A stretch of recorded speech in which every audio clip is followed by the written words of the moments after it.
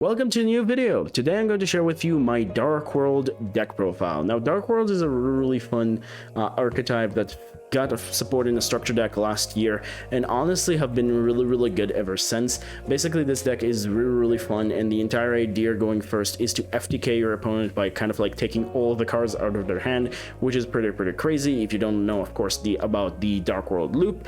And this deck is very cool, and I still want to share with you my list, even though I know that there are a lot of people who already made it. But I want to show you my list, and of course you can change variation depending on what you want. But before we jump right into the deck list itself, I'm going to ask you if you want to, of course, and very kindly, if you want to support the channel, please consider hitting the subscribe button. Let me know in the comments down below what do you think about my list, what you will change, or in general questions, and of course give a like to the video if you enjoyed. But without further ado, let's jump right into the list itself. Alright, so jumping into the deck list itself, let me show you what I'm rocking. I'm going to start things off with our 3 Dark World Searchers, which is 3 Genta, 3 Raybox, Overload, of course, and 3 Snow. These are the 3 cards that you have in your deck that are really important. Genta is your field spell searcher, and also as a harder once per turn, or should I say, like, you know, you can only special summon him once per turn, but his effect basically says that if it's banished, you're able to basically special summon it to your side of the field, which is really cool. So, you know, the entire idea of this card, which that's why I think it's the best card in the deck, is supposed to work with Gateway of Dark World, which, funny enough, I believe the man that stands in front of Gateway of Dark World is actually Genta himself, which we finally, kind of like 10 years later, know who is this Dark World monster. Basically, the entire idea, this is not a hard once per turn card. You're able to banish it with the effect of this, discard a fiend monster, draw a card, and also get a body on your side of the field, which is really cool, and that's why Gateway of Dark Worlds is even better right now. In the search for the Gateway of Dark World, as well as almost every effect of Dark Worlds, is not a hard once per turn, so you are able to discard it multiple times to get yourself you know, more copies of Gateways of Dark World, which is really cool. And you can even use up to 5 times Gateway of Dark World in this deck, which we'll talk about when we'll get to the other variations, or should I say other 2 cards that actually help us bounce it back or use it again. As for these 2 cards, Snow is basically your searcher for any Dark World card, including another copy of itself. You're able, after it's get discarded, you are able to search any Dark World card. Also, it has another effect that if it's discarded by the opponent, you also get to target an opponent monster in grave, and if it's there, you get to special summon it in defense position. Doesn't really happen that much because we are trying for the FTK going first, but going second, maybe you're able to use a Charuli effect to force your opponent to discard a card for you, and you want to take one of their monsters. I don't know, sometimes could happen. In the case of Rainbox, his effect says that if it gets discarded, you are able to add a level 5 or higher Dark World monster, except another copy of itself, and it's also able, as not a hard once per turn as well, another effect. It's able to basically bounce a level 7 or lower Dark World monster, and then special summon itself on your side of the field, which is really cool. So Raybox is also a very good card. But that does it for the consistency Dark World monsters. Now we'll talk about the rest of the cards that you need to run for the engine. We're running 2 copies of Grapha, 2 copies of Silva, and then of course the 1 copy of Charuli. Now Silva and Charuli are part of your combo. Grapha is here as a mandatory break board card as well for this particular card, and also being a level 8 that can also special summon itself out of the graveyard by bouncing a Dark World monster. Basically, Grapha has the effect like Raybox, but unlike Raybox, it doesn't need to bounce a level 7 or lower. It can bounce any Dark World monster except another copy of itself to your hand, and then special summon itself out of the graveyard. Again, not a hard once per turn, and if it's get discarded, you are able to use the effect to pop a card on the field. Now, it's also have the opponent effect, but if your opponent discarded, but that effect is actually not really that good, so I mostly never use that effect unless, of course, I'm really desperate. It's really weird. But for it particular effect, very nice. Break board card, very good. As for Silva, he is our resident special summoner. Basically, if it gets discarded, you are able to special summon it, and if it's also discarded by the opponent card effect, you are able to also make your opponent put 2 cards from their hand in the bottom of the deck in any order, which that's why Charuli is so good. And because of the new effect, you are able to use this effect more than once. Basically, you give the Charuli to your opponent, after it gets discarded, get it to your opponent, and then he forces you, or should I say, you know, he makes your opponent kind of like as a mandatory effect. If this card is special summon, you're able to, by Dark World card, you're able to make your opponent discard a card, which is really good.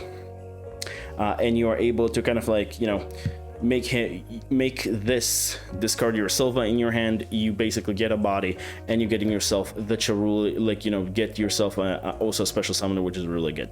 Also, there are bounce effects that you are able to make this more times per turn, but the point is you don't really need more than 1 Charuli. I've seen some lists running more than 1. I kind of feel like it's a little bit incorrect, because Charuli FTK is something that you're only going to use if you're going first. Against Kashtira, if you're going second, you're mostly not going to do that, because it doesn't really matter. And if your opponent banish this, it's not the end of the world. You're going to try to break their board and then just OTK them. That's the other part of the deck. You're going to try to OTK your opponent after breaking their boards and then summoning a bunch of big monsters. But in the case of Charuli, you don't really need more than 1, so I think that's fine.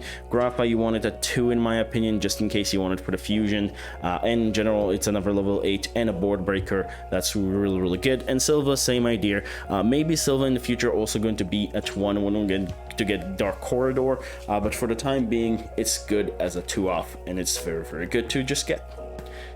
But that does it for the Dark World monsters. Now for the assisting engine, which is the Danger engine. We're running 3 copies of Nessie, 2 copies of Bigfoot. Yes, 2 different arts, just like I wanted.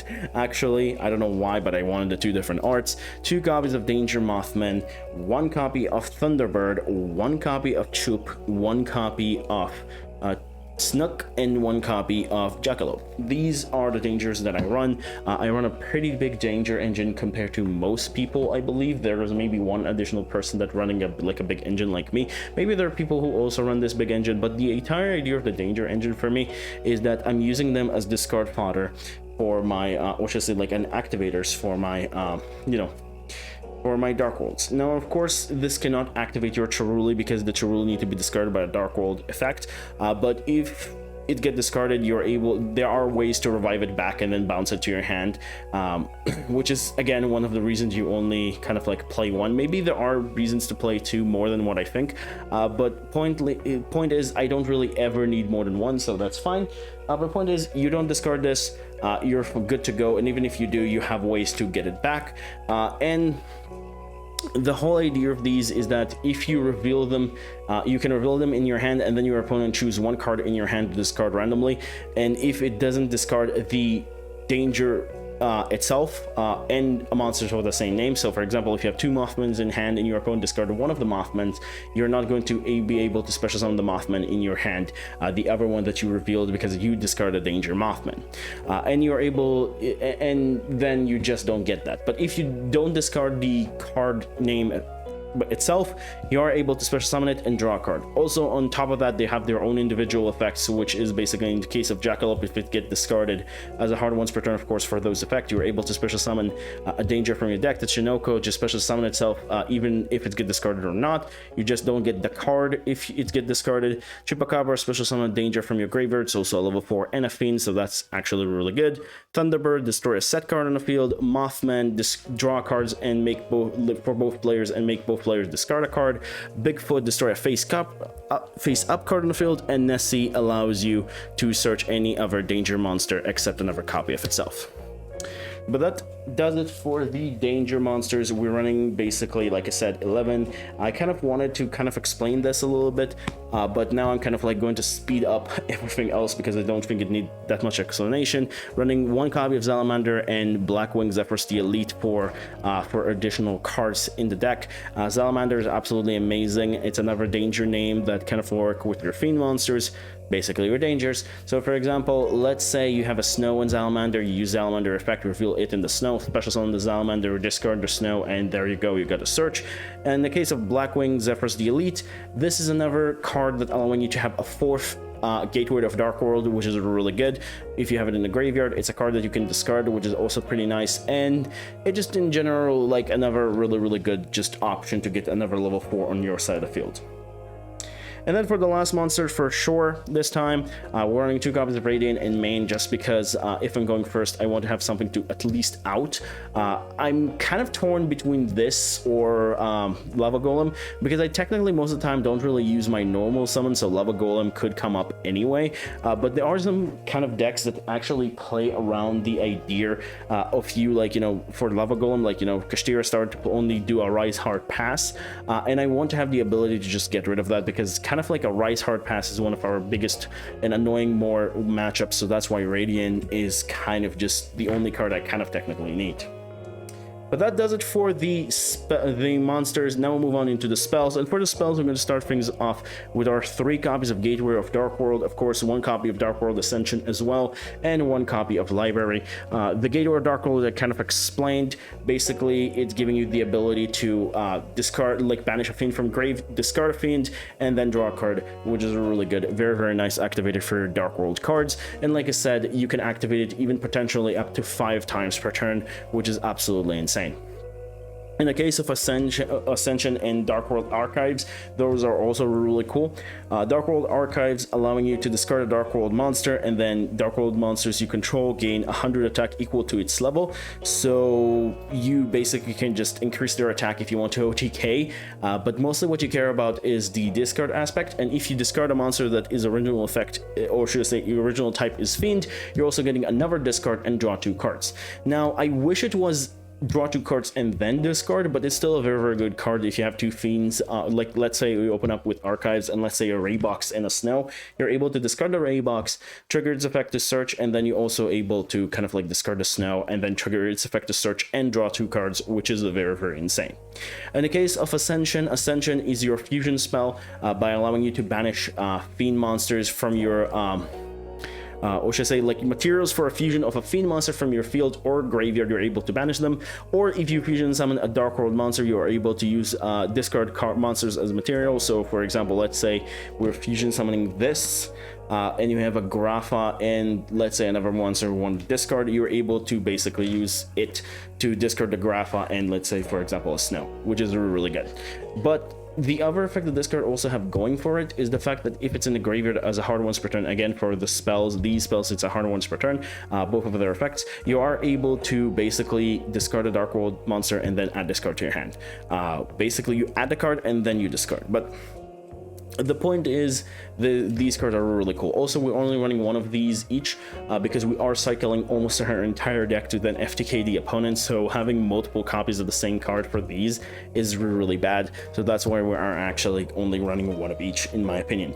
Our Ascension could sometimes come up as a second copy, but I always felt like 1 most of the time was more than enough. But that does it for the Dark World cards. As for additional cards that we're running in the deck, we're running 3 copies of Lure of Darkness, we're running 1 copy of Card of Destruction, 1 copy of Foolish Burial, and of course the 1 copy of Triple Tactic Talents. Foolish Burial is here to discard, or should I say Foolish the Zephyrus / any other thing that you want to. If you have a Gateway of Dark World and you want to activate it immediately, Card Destruction is the God card. You discard your entire hand of cards that you don't want to, refill your entire hand. Now of course can also help the opponent, unfortunately, but most of the time you can also just get rid of their cards, and like let's say they have a good hand, you basically get rid of it, and then they get bad hand, maybe with hand traps or things that can annoy you. And then of course the Lure of Darkness to banish 2 or should I say draw 2 and banish a dark, and that is really cool. Now, in the case of Triple Tactic Talents is here because of the fact that Cerulli does count as a card that, you know, effect activated by the opponent because of, you know, you discard a card and like you give the opponent its count as that.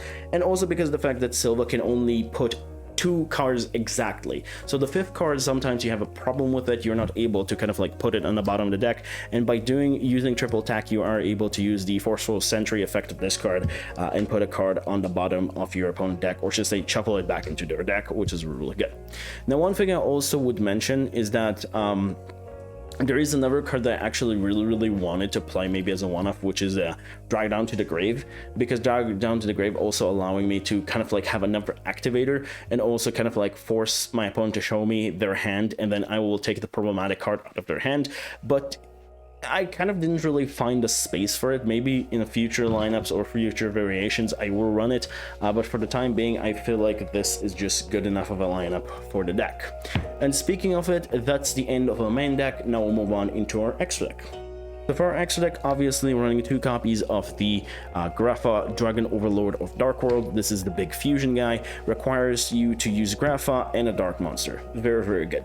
This card also able to turn any effect your opponent activated into an effect that basically make your, like, you know, the player itself, like us, discard a card, which is very powerful. So let's say they activate, for example, I don't know, evenly matched, you're able to turn that evenly matched into discard a card, which is very good. You're able to trigger an effect and also just negate something that you don't want to get, like, you know, get rid of, or should I say not get rid of, but like something you don't want to deal with.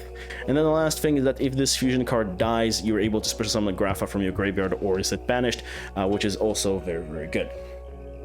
As for the Xyz lineup, we're running 1 copy of the Garrus, 1 copy of Excited Knight, 1 copy of Baguska, and of course the 1 copy of Giant Coach Trainer.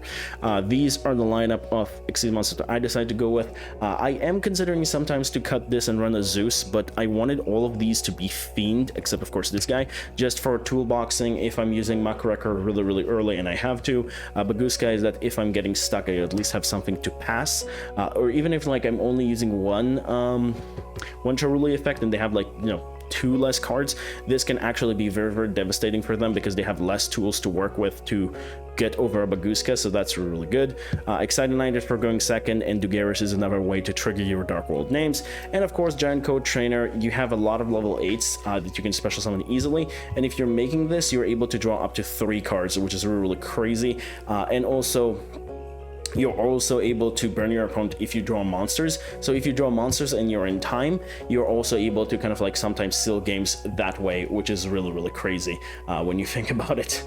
But the point is, for these, is that these are my toolbox Xyz. This is the one I'm trying to go to, and maybe this. These 2 are just the additional ones. Zeus is okay, but I never really felt it was better than Excited Knight. It's really weird. But if you want to run the Zeus instead of the Excited Knight, you're more than welcome to. But that does it for those. And then for our Link monsters, we first have our bouncers, Akashic Magician and Security Dragon. Akashic is the main one that you use. You bounce the Charuli that in your opponent's zone there, and let's say the Silva that in the zone here, like in front of it, you like make it in this row, and then you just bounce those 2 cards back to your hand, which is really good. Security Dragon is another way to bounce if you need it, but most of the time you just need the Akashic bounce and that's it. But let's say your opponent negate it, you still have the Security Dragon bounce, which is very good. So that's it for those. And then for our other engine that I really like for Fiend extra deck monsters, we're running the the Nightmare engine with Cerberus, Phoenix, Unicorn, and of course the Griffin. These cards are absolutely insane. These 2 are also really annoying if you're able to get them to your side of the field, because this make it, I believe, your co-link monsters cannot be disturbed by card effects, and this one by battle, which is really stupid. Unicorn is a spin, and is the 5th way that we can actually use Gateway of Dark Worlds, because sometimes we can, like, you know, we want to have Gateway of Dark Worlds again. We discard a random card on our hand, spin our own Gateway, discard a Genta, gate a Gateway, and essentially just get a 5th effect if we want to. And of course, Nightmare Griffin, I believe can be also a 6th way, but mostly I'm using this to kind of like set back my card destruction or something even stronger than that. And also just like having this link to something, and then, like, you know, your opponent cannot link to anything, is just meaning that their effects are also dead for their monsters that are not linked. So this card is absolutely insane and crucial for some particular play, so I do like this card really much.